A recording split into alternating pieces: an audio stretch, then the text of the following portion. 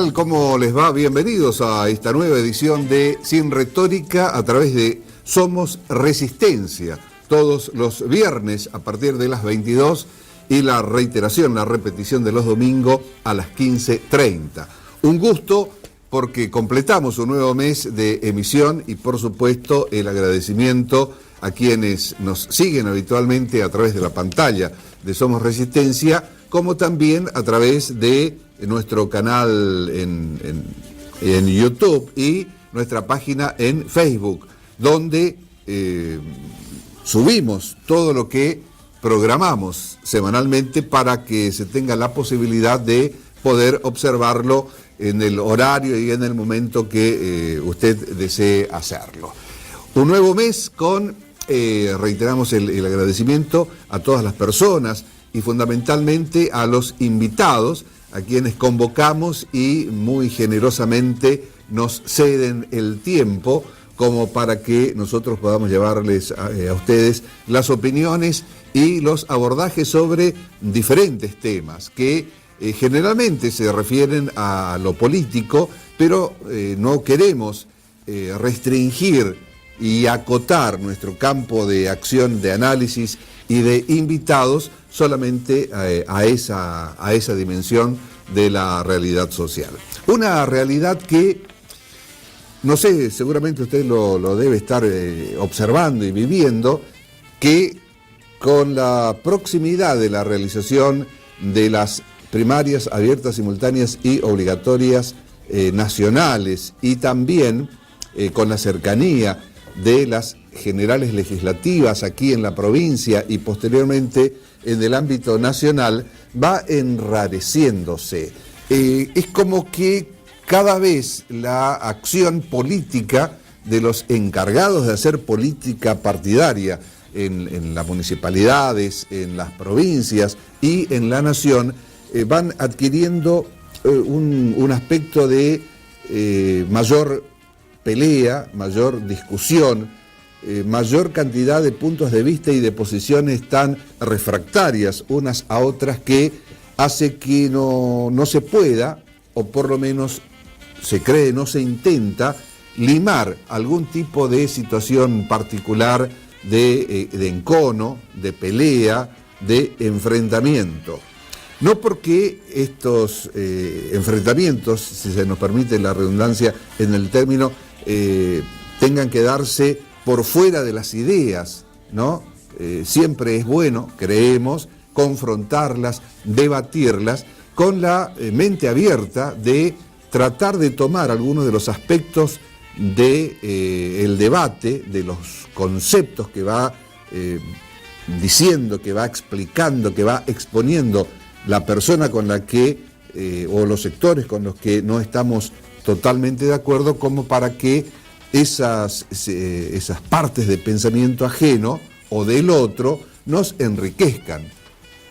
Pero tiene que existir la sensación de querer aceptar la opinión del otro. Mucho se ha hablado en este último año y medio de gobierno de Cambiemos en la República Argentina de la necesidad de la aceptación del pensamiento distinto, como para que a través de una convivencia más armónica podamos llevar adelante una situación social que se complica cada vez más. Pero, como nuestro nombre del programa lo indica, sin retórica, tomando una de las acepciones de este término que no es tal vez la original, pero sí es la que indica hablar sin tapujos, sin eufemismos, sin palabras que disfracen determinadas realidades, tenemos que decir que poco se está haciendo desde, como dijimos recién, los sectores políticos como para tratar de zanjar algún tipo de diferencia. Y si no, en estas últimas horas, conmovió a la República Argentina el suicidio de un jubilado en la oficina del ANSES. Y uno se pregunta, eso, ¿por qué se dio? ¿Por qué circunstancia? ¿Qué aflicción tan tremenda tendría ese ciudadano, ese vecino, ese abuelo, como para tomar tan tremenda decisión. Y también otros aspectos como aquellos que están tocando a un sector, tal vez el de los más vulnerables de todos los que componen la sociedad, como lo es el de los abuelos, el de la tercera edad, utilizando un eufemismo que hablábamos la semana anterior con Néstor Fantín aquí en Sin Retórica. ¿Cómo se explica o cómo se le dice a un abuelo o a una abuela que hace 40 o más años es viudo o viuda, que hoy tiene que ir hasta la oficina del ANSES a corroborar, a testificar, a que se compruebe que es viudo o viuda? Una insensatez. O, por ejemplo, también lo que da lugar a reacciones muchas veces extemporáneas y o violentas de un proyecto de una legisladora de Cambiemos que afortunadamente fue inmediatamente rechazado por el propio gobierno nacional para que no sea obligatoria la vacunación de los niños en nuestro país. Un disparate absoluto, absoluto. Y claro, quienes están en sintonía o muy de acuerdo o parcialmente de acuerdo con las políticas que está llevando adelante el gobierno, enseguida cuando se escucha una opinión como esta se dice, otra vez en contra de las actuales autoridades. ¿Por qué no los dejan gobernar? Es que no se trata de el gobierno sí o el gobierno no, se trata de las consecuencias que en sectores muy o más vulnerables de la sociedad están teniendo algún tipo de medidas que se están adoptando. Como por ejemplo también la reducción, la eliminación, aunque sea temporaria, de las ayudas y de las becas a los estudiantes del plan Progresar, o aquellas otras políticas que, según se dice, tendrán una mayor cantidad y posibilidad de ajuste una vez que se resuelvan las elecciones y las PASO en nuestro país. Y por supuesto, desde la oposición política, en la Argentina tampoco se está haciendo hoy demasiado como para encontrar aquel término medio que nos posibilite no vivir tan con la sensación permanente de que algo malo está por suceder.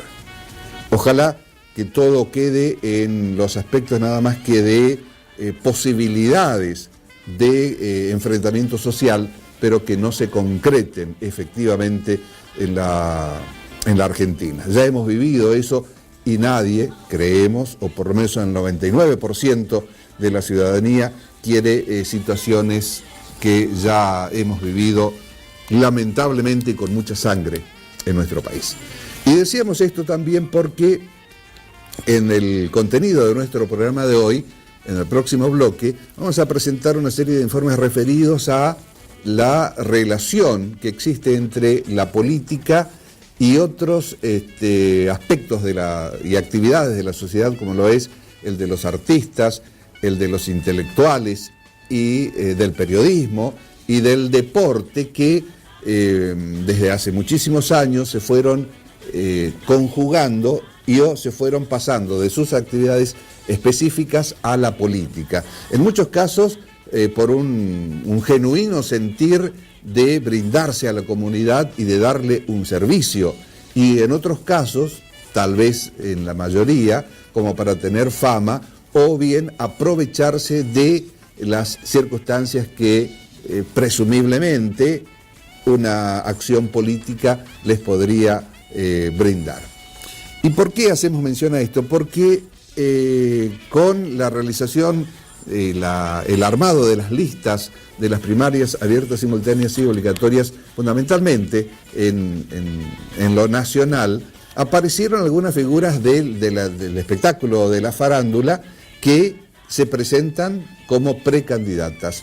Y estamos hablando de un caso específico, el de Amalia Granata, una mujer que usted seguramente lo ubica, que tuvo trascendencia por sus actividades en la farándula, como actriz, como panelista, o simplemente como se lo denomina mediática, y que en un programa de televisión dijo: yo le voy a sugerir a la señora Cristina Fernández de Kirchner algunas acciones que tendría que hacer.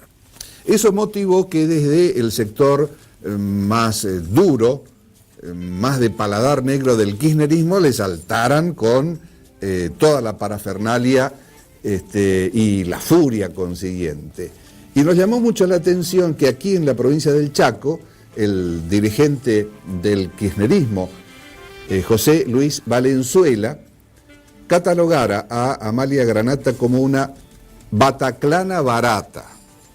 Eso fue el término específico que utilizó, sin que, por lo menos hasta el momento, fuesen muchas las voces que se levantaran en contra de esa apreciación o esa calificación, o por decirlo mejor, de esa descalificación, no solamente por el término en sí, sino porque también conlleva una cuota de violencia simbólica, en este caso, que creemos es uno de los aspectos que hoy están más en los medios de comunicación y como de que no debe realizarse.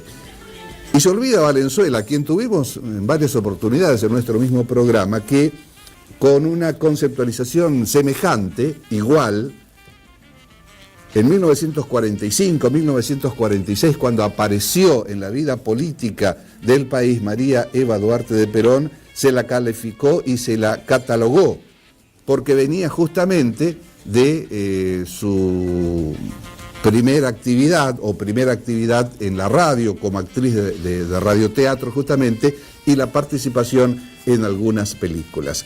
Actividad del espectáculo y mucho más para una mujer en aquellos años que la llevaban necesaria e inevitablemente a una descalificación de tipo social.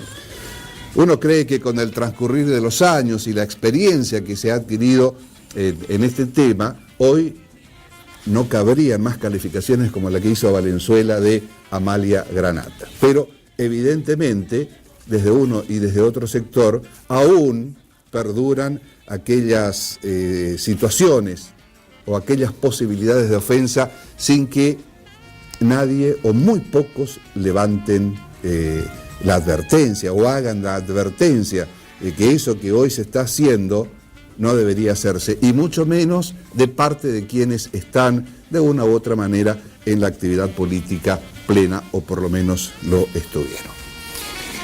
En el próximo bloque, como les decíamos, estaremos presentando esos informes referidos a la relación entre la política, el deporte, lo artístico, lo intelectual y la farándula. Y en el tercero de los bloques, hoy, como lo hacemos una vez por mes, tendremos la suerte de que nos visite Rolly Pérez Beveraggi para hablar de la ciudad de Resistencia en algún aspecto específico. Antes de nuestro primer corte comercial y de todo lo que hemos preparado, les proponemos recordar la semana que hemos transcurrido en estas imágenes. No es posible que no queden nuestros nombres en el árbol, la flecha y los corazones muertos de frío y espanto. Estamos en bancarrota, se desvanecen los años, se desdibujan las flores y se borran los retratos. El país se desmantela como quien retira un plato. Hay fracasos que parecen crímenes organizados. Fracasamos, eso es todo. Como cómo duelen los fracasos, abrázame, vida mía, que tengo miedo y te amo.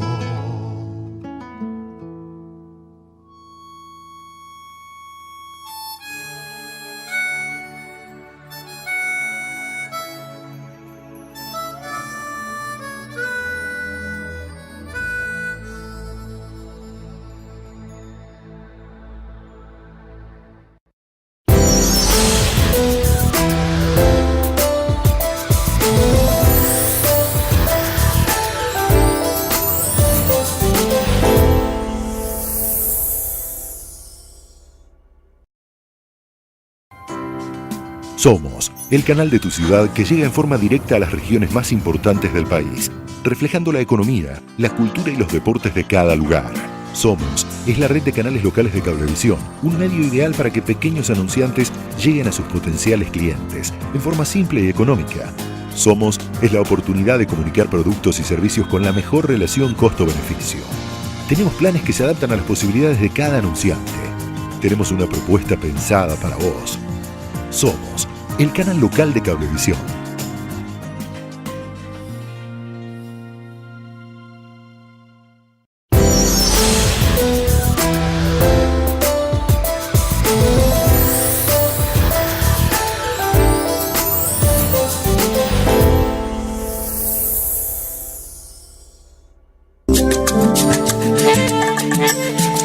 Nuevo bloque de Sin Retórica a través de Somos Resistencia, los viernes a partir de las 22 y los domingos a las 15:30. Y recuerde también en nuestra página de internet sinretoricanoticias.com y con el mismo nombre en el canal de YouTube y en la página de Facebook. Y vamos a lo que les habíamos anticipado en el cierre de nuestro primer bloque. Hemos preparado 3 informes, o por lo menos rescatado algunos datos que se nos ocurrió hacerlo a raíz de la integración en las listas de los diferentes partidos políticos de figuras que no provienen de la estructura o de las estructuras político-partidarias tradicionales, sino que tienen su actividad principal en el espectáculo, en el deporte, etcétera. Y en este primer bloque, o en este primer trabajo que hemos realizado y que le proponemos ver ahora, se refiere a quienes se denominan outsiders, es decir, quienes desde esos otros sectores quieren hacer política y se ofrecen a la comunidad, a la sociedad, en determinadas listas de algunos partidos políticos. Veamos este primer informe.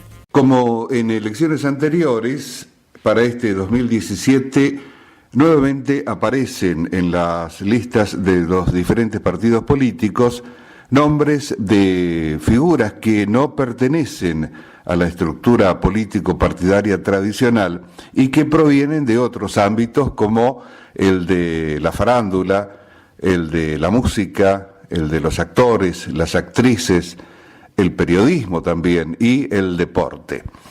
Y en las últimas horas se conoció que el Frente Renovador de Sergio Massa, por ejemplo, presentará a Amalia Granata, una de las figuras mediáticas más conocidas y controvertidas de los últimos tiempos, que viene recorriendo su provincia natal, que es Santa Fe, con la intención de obtener una banca. Y rápidamente la aparición de Amalia Granata le valió todo tipo de sinsabores, podría decirse, fundamentalmente de aquellos que consideran que es una arribista a la política. Pero independientemente de eso, la figura mediática es precandidata a diputada por Santa Fe en el espacio Una Santa Fe Renovada. También desde el periodismo apareció la figura y el nombre de Débora Pérez Volpin, quien dejó la conducción del programa Arriba Argentinos de Canal 13 para enfocarse en la puja política. Se presentará como precandidata a legisladora porteña por Evolución Ciudadana. En tanto que otra figura del espectáculo, la ex panelista de Duro de Domar, Gisela Marciota, quien también conduce un programa de radio, se presenta como candidata del Partido Justicialista de la ciudad de Buenos Aires, que es liderada por Víctor Santamaría, y ocupará el 4º lugar en la lista consensuada entre el kirchnerismo y el peronismo de la ciudad de Buenos Aires. Otra figura, también del espectáculo, Josefina Pouso, más conocida como Piernas, por su participación en un programa junto a Roberto Pettinato, se presentará como precandidata a senadora por el Frente Creo, que tiene como máxima figura a Pino Solanas en la provincia de Buenos Aires. Mientras que el periodista y directivo de Radio Rivadavia, Pablo Baqué, lidera la lista de precandidatos a diputados nacionales por el Partido Humanista. Otra figura del periodismo, del espectáculo, como Franco Bagnato, quien es director de Radio Provincia de Buenos Aires, también se postula como precandidato a diputado provincial del oficialismo por la 5ª sección electoral en la provincia de Buenos Aires. En ese mismo partido aparece el exfutbolista de San Lorenzo, José Sanfilippo, en la provincia de Buenos Aires. Y Carolina Barros Esqueloto, hermana de los mellizos, es ingeniera agrónoma y disputará las elecciones en la 8ª sección electoral en la lista de diputados de Cambiemos, en tanto que Carolina Píparo, quien fuera en su momento una víctima de la violencia callejera, será precandidata a diputada por Cambiemos en la provincia de Buenos Aires. Como obviamente que ese tipo de apariciones tiene como primer antecedente, o por lo menos el principal en la República Argentina, la de una figura que trascendió las fronteras de nuestro país y se convirtió prácticamente en un ícono de la justicia social en Argentina, en Latinoamérica y en el mundo, como lo fue y como lo es Eva Duarte de Perón, María Eva Duarte de Perón, Evita, quien, recordemos, fue actriz de distintas películas y también de radioteatro, y que, de acuerdo con los expertos en la materia, no era muy buena en su métier como actriz, pero que suplió absolutamente esa carencia con su actividad política en la República Argentina a través de la Fundación Eva Perón, ya convertida en esposa del presidente Juan Domingo Perón, en ese entonces coronel, y posteriormente, en 1952, fue propuesta por la Confederación General del Trabajo como candidata a la vicepresidencia en la reelección presidencial que se dio en aquel año y que, recordemos, 1952, determinó también su fallecimiento a los 33 años. Lo cierto es que a partir de esa aparición fulgurante en la política argentina, fueron muchas las mujeres que, dentro del justicialismo o en otras fuerzas políticas, pretendieron también adentrarse en la actividad como para desarrollar esa tarea en nuestro país.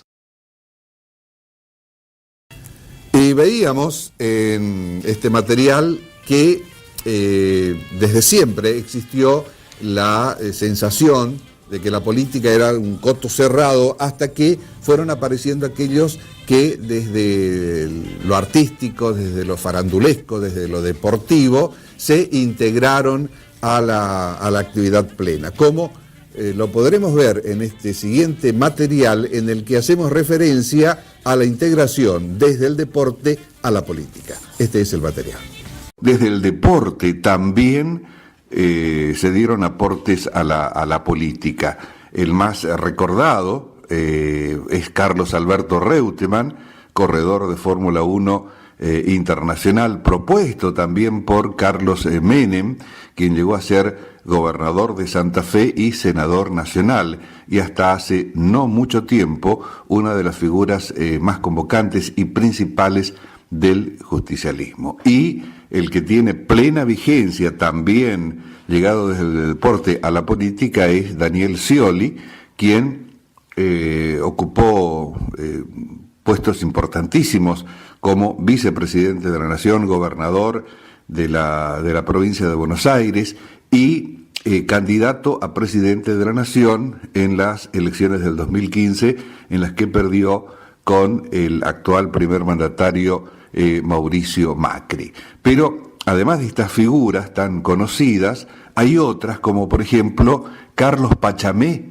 uno de los integrantes del recordado equipo de los Pincharratas, estamos hablando de Estudiantes de La Plata, quien tuvo participación política dentro del justicialismo y fue candidato a concejal en La Plata, pero no consiguió la banca.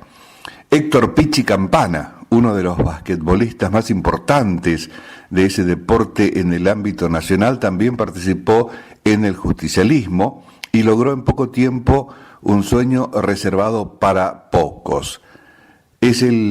Fue el actual vicegobernador de la provincia de Córdoba, antes fue concejal en esa misma ciudad. Quien también fue candidato fue Carlos Vilardo, el campeón del mundo en México 86 y subcampeón en Italia 90, integrante del recordado equipo de Estudiantes de La Plata.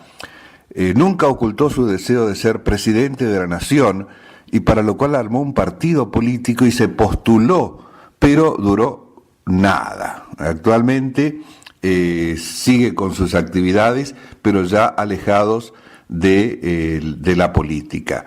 Quien también participó en un partido de centro derecha, Antonio Ubaldo Ratín, el gran jugador de Boca, número 5, y de la selección argentina de fútbol, quien en activa participación en el Mundial de Inglaterra 1966. Fue diputado nacional Antonio Ubaldo Ratín por el partido de centro derecha PAUFE, Partido Unidad Federalista. No solamente estuvo entonces en la actividad deportiva, sino también con algún éxito en la política. Rubén Hueso Glaría, jugador de fútbol de Primera División, que jugó en Racing Club y en San Lorenzo de Almagro, militó activamente en el peronismo del conurbano bonaerense y fue intendente de José Carlos Paz, Rubén Hueso Glaría. Bueno, Daniel Scioli, como les comentábamos y les decíamos, todavía con plena vigencia en la actividad política argentina. José Sanfilippo, gran goleador que supo brillar en Boca, en San Lorenzo, en Nacional de Montevideo y en Banfield, también siempre asociado o muy cerca del peronismo, fue uno de los integrantes del vuelo que trajo de regreso a la Argentina a Juan Domingo Perón en noviembre de 1972. Estuvo posteriormente muy ligado a Eduardo Duhalde cuando era gobernador de Buenos Aires y con los puntanos Rodríguez Sá, donde actualmente tiene cercanía política. Y no solamente en estos nombres que les decíamos, se circunscribe la actividad desde el deporte a la política. Recordemos a otra figura emblemática del primer justicialismo, que si bien no tuvo cargos políticos ni fue candidato, sí se constituyó en una figura icónica del peronismo, y estamos hablando de José María Gatica. Recordemos al mono con aquella famosa frase al saludarse con Juan Domingo Perón: dos potencias se saludan. Quedan muchísimos nombres que podríamos agregar, ya sea desde el espectáculo o desde el deporte. Hugo del Carril, cantante de tango, actor de cine, de radioteatros, y quien grabó la más famosa versión de La Marchita o de la Marcha Peronista. Actor, cantante, voz indiscutible del peronismo de nuestro país. También Marilina Ross, actriz y cantante. Desde el deporte, José Froilán González, ex piloto de turismo carretera y de Fórmula 1. Leonardo Fabio, el recordado actor y director de películas emblemáticas, entre ellas Perón, Sinfonía de un Sentimiento. También Juan Carlos Gené, director teatral, y entre otras la modelo y actriz Chunchuna Villafañe. Último bloque de este material o de estos informes que hemos realizado como para mostrar que la participación de integrantes, algunos muy famosos, del deporte, de la música, del espectáculo, se hace desde siempre, y que una de las primeras figuras, si no la primera que adquiriera trascendencia nacional e internacional, se dio dentro de lo que todavía no se denominaba peronismo, pero sí contaba con una figura que posteriormente fue excluyente en materia de justicia social en nuestro país, como también se convirtió en un verdadero ícono internacional. Nos estamos refiriendo a María Eva Duarte de Perón, Evita, con figura con la que se inicia el siguiente informe. El motivo de la actividad política de María Eva Duarte de Perón, Evita, es que nunca ganó una elección, nunca fue candidata además. Y es evidente que no necesitó encabezar o integrar una lista para llegar a ser el emblema de la justicia social, una de las banderas enarboladas por su marido, el presidente de la Nación, líder y fundador del justicialismo, Juan Domingo Perón. Pero, como dijimos anteriormente, parece ser que a partir de la incursión de Eva Duarte de Perón en la función pública y en la política argentina, hubo otros actores y actrices que se animaron a desafiar al destino. Y son muchísimos, pero vamos a tratar de recordar a los principales, podríamos decir, ¿no? Irma Roy, mientras trabajaba en las telenovelas, donde tuvo una activa participación y éxito, comenzó a militar en el justicialismo y llegó a ser diputada nacional. Otra figura todavía vigente en nuestro país es Fernando Pino Solanas, director de cine, director de El exilio de Gardel y Sur, entre otras obras cumbres del cine nacional, y también el recordado hombre que hizo un reportaje a Juan Domingo Perón cuando éste estaba exiliado en Puerta de Hierro en Madrid. Solanas tuvo una intensa participación política, actitud que lo llevó a ser diputado nacional y es el máximo referente de Proyecto Sur. También un hombre que llegó a la política desde el cine, desde el espectáculo en este caso. Nito Artaza, enrolado en la Unión Cívica Radical y que se interesó por la política activa, plena, a partir de ser el referente de los ahorristas que fueran estafados por el corralito implementado durante el gobierno de Fernando de la Rúa y que tiene plena vigencia en la actividad política nacional y fundamentalmente en Corrientes. Luis Brandoni, un actor de raza que trascendió y trasciende en cine, teatro y televisión, activo militante de la Unión Cívica Radical, fue diputado nacional y en el 2005 candidato a senador nacional y en el 2007 candidato a vicegobernador de la provincia de Buenos Aires.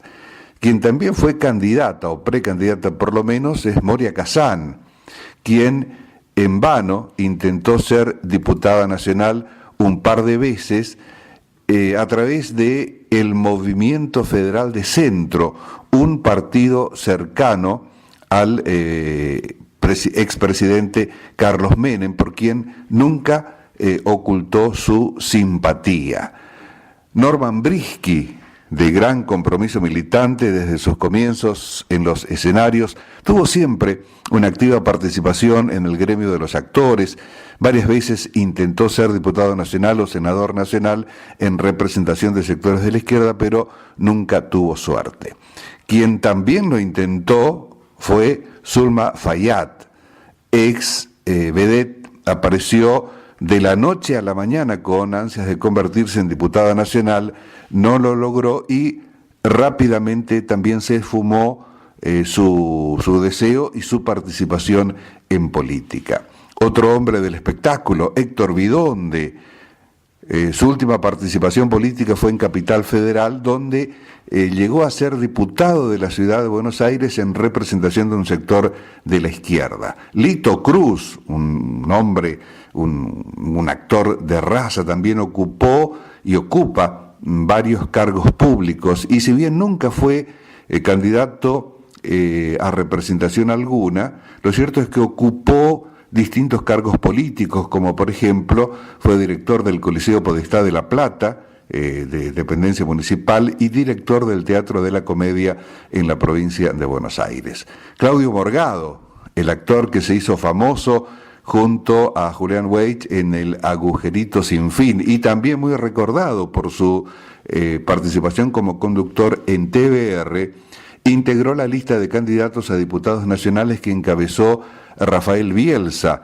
en la Capital Federal, y luego de una angustiosa espera logró acceder a su banca. Sandra Bergenfeld, un nombre que no puede decir mucho o que no significa mucho, actual diputada de la ciudad de Buenos Aires, que ingresó por los votos conseguidos en su momento por Mauricio Macri y se pasó después a las filas del kirchnerismo. Sandra Bergenfeld, aquí la vemos, fue una de las integrantes de Las Gatitas y los Ratones que encabezaba Jorge Porcel. Algunas de las figuras del espectáculo que accedieron a la política con variada suerte. Bueno, creemos que ha sido bastante abundante, y por lo menos ojalá que así también lo vea usted, interesante todo lo que hemos visto, con algunos datos que tal vez desconocía o había quedado en el olvido. Siempre es bueno tener un nuevo dato como para enriquecernos en forma permanente, por lo menos en el conocimiento. Final de bloque. En el próximo estaremos con Rolly Pérez Beberaggi, quien nos hablará de algunos aspectos históricos de nuestra ciudad capital.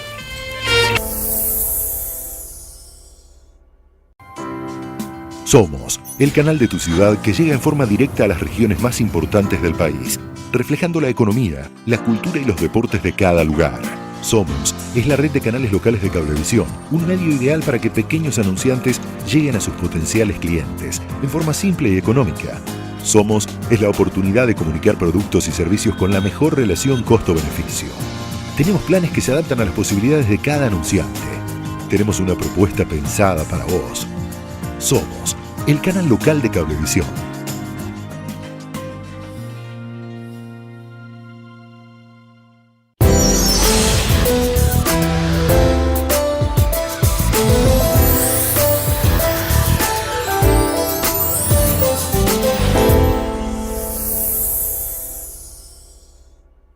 Tu empresa puede ser pequeña, mediana o grande. Lo importante es que tenga siempre una solución que le quede perfecta. FiberCorp. Tecnología para que tu empresa desarrolle todo su potencial. Conoce más en fibercorp.com.ar. Somos el canal de tu ciudad que llega en forma directa a las regiones más importantes del país, reflejando la economía, la cultura y los deportes de cada lugar. Somos es la red de canales locales de Cablevisión, un medio ideal para que pequeños anunciantes lleguen a sus potenciales clientes en forma simple y económica. Somos es la oportunidad de comunicar productos y servicios con la mejor relación costo-beneficio. Tenemos planes que se adaptan a las posibilidades de cada anunciante. Tenemos una propuesta pensada para vos. Somos el canal local de Cablevisión.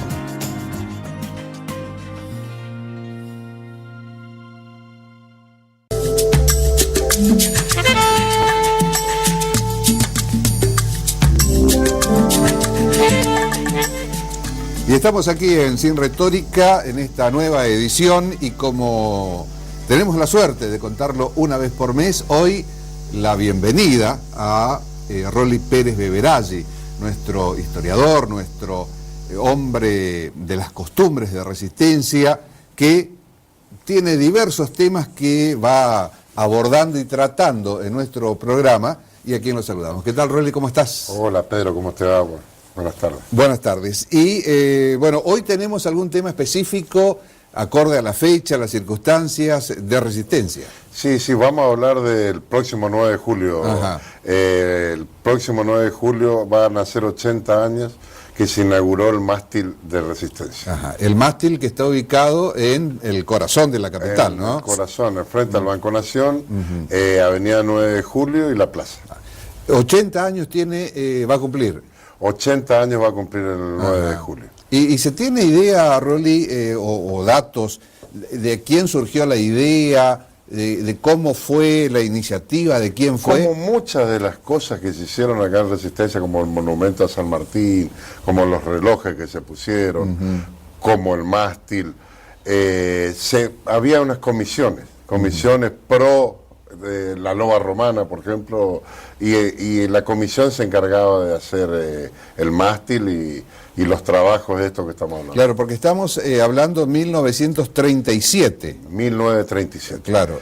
Y territorio nacional, ¿no? Territorio nacional del Chaco, hasta el 52 fue territorio nacional del Chaco. Tiene una historia muy apasionante, muy linda. Generalmente los resistencianos, los chaqueños, no lo vemos o no lo vemos al mástil en su plenitud, porque cruzamos muy rápido la calle, pero tiene 4 grabados sobre el basamento del mástil que son hermosísimos y muestran la historia del Chaco en sí, en estos 4 grabados.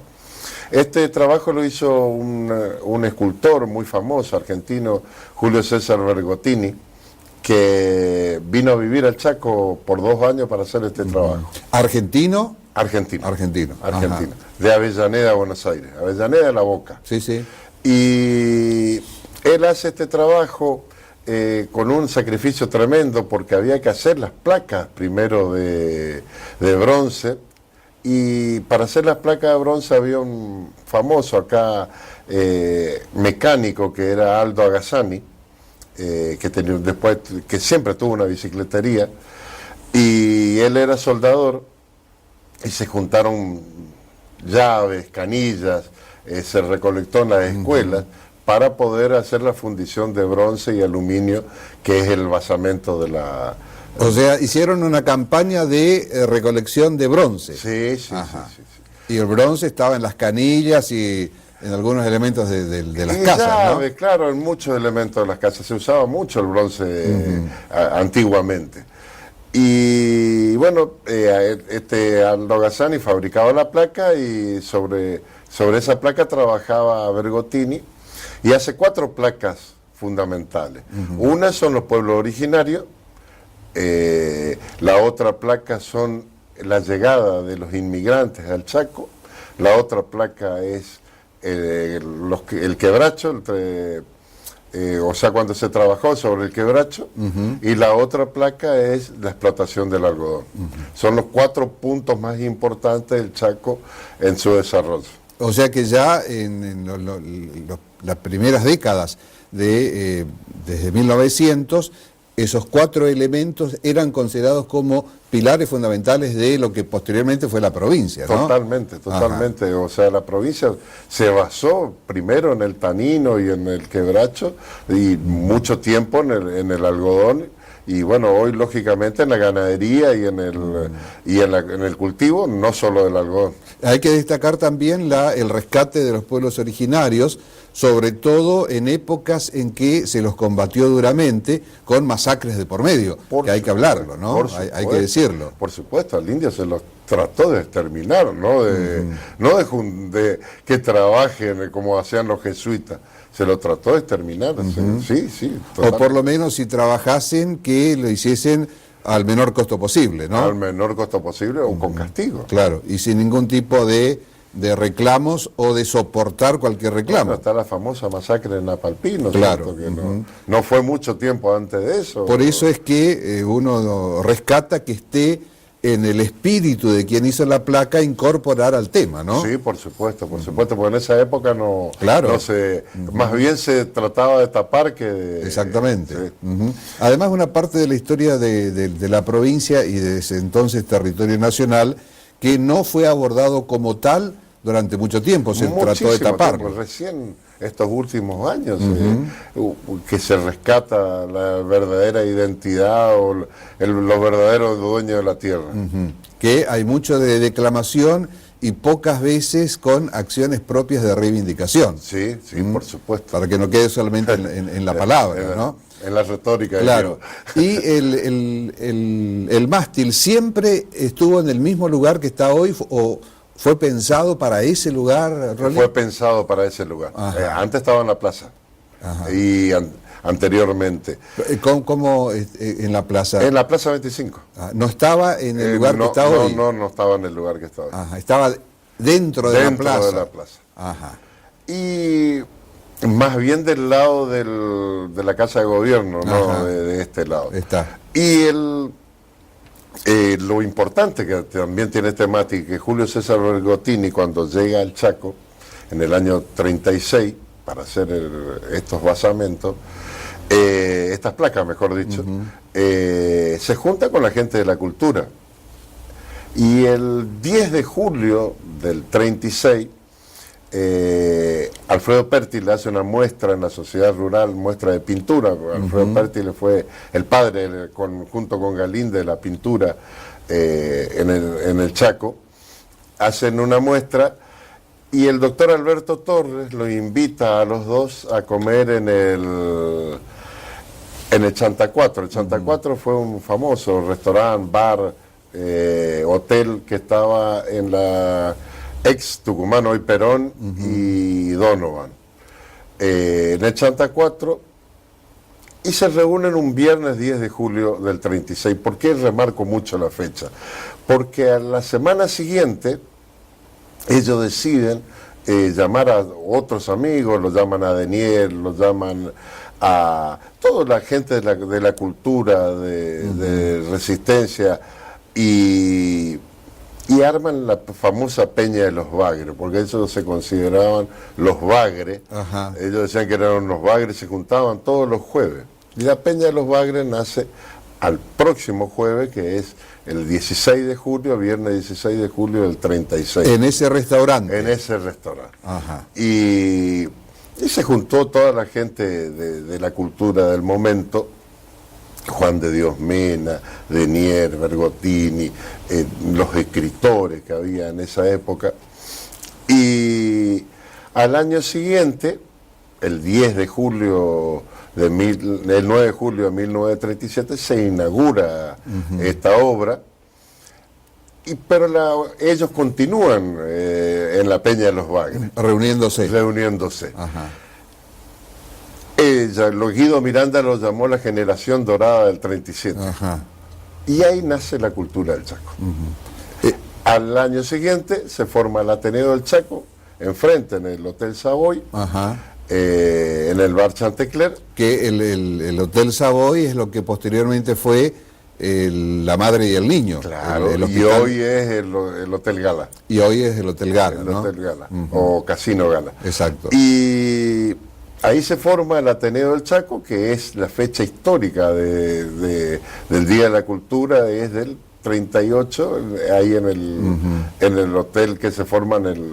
O sea que fue como una derivación natural de la reunión en en el restaurante, digamos, Sí, ¿no? sí, y ahí nace la cultura del Chaco, que es el 30 de octubre de 1938. El 30 de agosto, perdón, de 1938. Claro, y después el Ateneo continúa sus actividades. El Ateneo fue más que la Peña de los Bagres, porque fue algo orgánico ya. Ajá. Y ellos organizaban muestras de pintura, de escultura, muestras, hacían ballet, de música. Y después esto se va derivando en el Fogón de los Arrieros. La gente que iba al Ateneo arma el Fogón de los Arrieros, los hermanos Boglietti con Juan de Dios Mena arman el Fogón de los Arrieros. Y el Fogón de los Arrieros estuvo ubicado siempre en el lugar donde está hoy, por calle Brown, o tuvo otro No lugar. donde está hoy. Ajá. Por calle Brown, sí. Ajá. El Brown al 180 estaba antes. Está. Y ahora está 2 cuadras más adelante, digamos. Y las características propias de quienes se reunían en el fogón, ¿era porque tenían algún tipo de consideración especial, de pertenencia social, o era Sí, más era, abierto? lógicamente, ¿Cómo era? no, era de élite. De élite. De élite. Mucho tiempo fue de élite, lamentablemente, ¿no? Sí, Pero en esa época tampoco era de apertura, de grandes aperturas hacia el pueblo, políticamente, digamos. Hasta la llegada de Perón no era que se abría mucho. Además el era espacio. la costumbre de la época, digamos, Claro. Diferenciación plena. Sí, cultural plena. Por poder adquisitivo, por instrucción y demás. No, en este lugar más que todo era por cultura. Ajá. Más culturalmente. Eran sectarios, lógicamente. Pero era la época. Claro. Siempre hay que ir a la época, porque uno Hay que contextualizarlo ahí, Hay que ¿no? contextualizar en la Claro. época, ¿no es cierto? No es lo mismo que hoy. Hoy el fogón es un espacio abierto, pero porque se vive otro momento. Tanto es así que en algún momento tuvo algún tipo de reparo porque se cuenta que en el Fogón de los Arrieros se hizo un festejo con motivo del derrocamiento de Juan Domingo Perón en 1955, Por ¿no? supuesto. Y había una Biblia que estaba en el baño, y úsela cuando, no una Biblia, el libro de Eva. Ajá. El libro, no, perdón, la Biblia no, el La- libro de Eva, úselo si lo necesita. La razón de mi vida, La creo que razón era, ¿no? de mi vida. Ajá. Y- O sea que eran las circunstancias del momento y cómo se vivía, en en la ese provincia, momento. ¿no? Y el mástil perduró a través de los años, y una sugerencia, recomendación de no pasar tan rápido, ¿no? Para mirarlo un poquito. Ajá. Te cuento, Bergottini murió en 1999, muy viejito. Ajá. Y siempre trabajó en la escultura. Y él vivía en el famoso Puente de la Boca, el puente levadizo. Le dieron un lugar donde fue la sala de máquina, se llamó el Torreón del Puente. Don Alfredo Pértiles lo iba a visitar, cuando vivía don Alfredo lo iba a visitar, y él era muy viejito y trabajaba, y nunca más bajó de ahí arriba. Ajá. Quedó ahí. Quedó ahí porque estaba imposibilitado de bajar y era sordo. Y dice que había armado arriba un movimiento de campanas, cosa que vos, si llegabas a visitarlo, y tenía que tocar la campana, y tenía 3 campanas.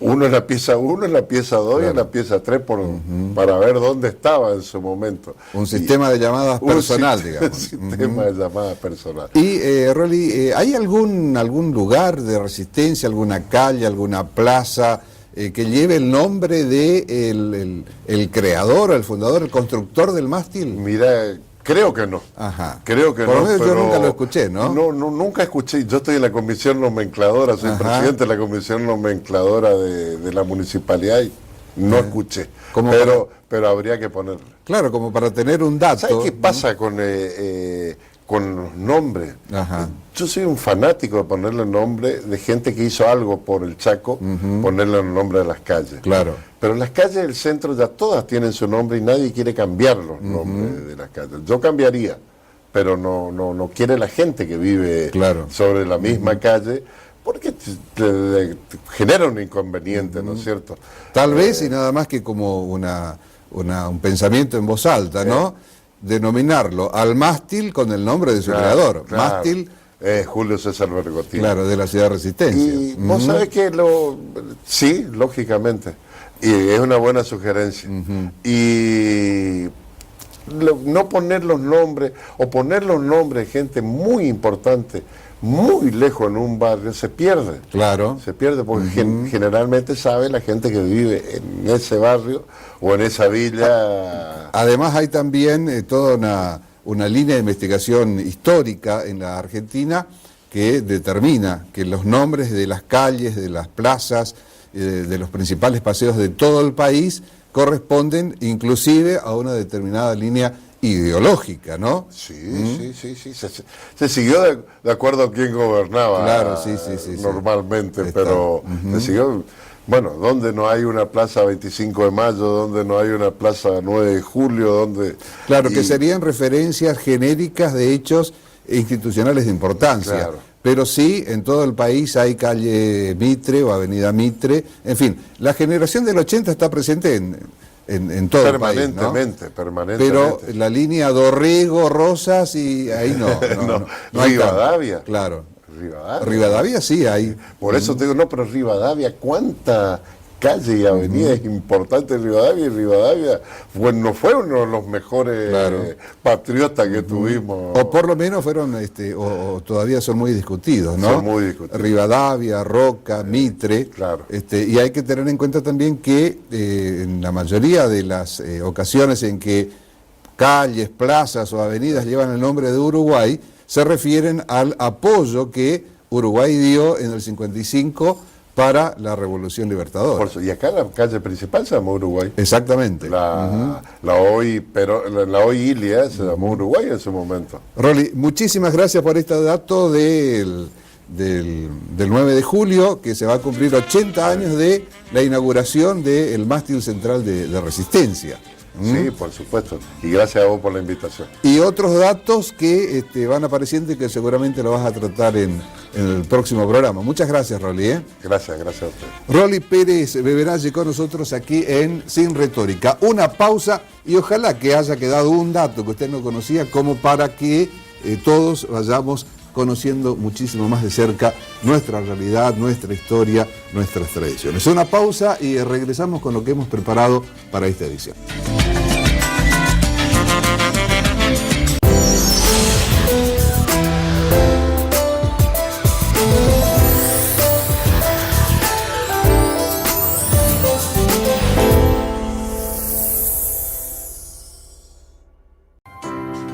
Somos el canal de tu ciudad que llega en forma directa a las regiones más importantes del país, reflejando la economía, la cultura y los deportes de cada lugar. Somos es la red de canales locales de Cablevisión, un medio ideal para que pequeños anunciantes lleguen a sus potenciales clientes en forma simple y económica. Somos es la oportunidad de comunicar productos y servicios con la mejor relación costo-beneficio. Tenemos planes que se adaptan a las posibilidades de cada anunciante. Tenemos una propuesta pensada para vos. Somos el canal local de Cablevisión.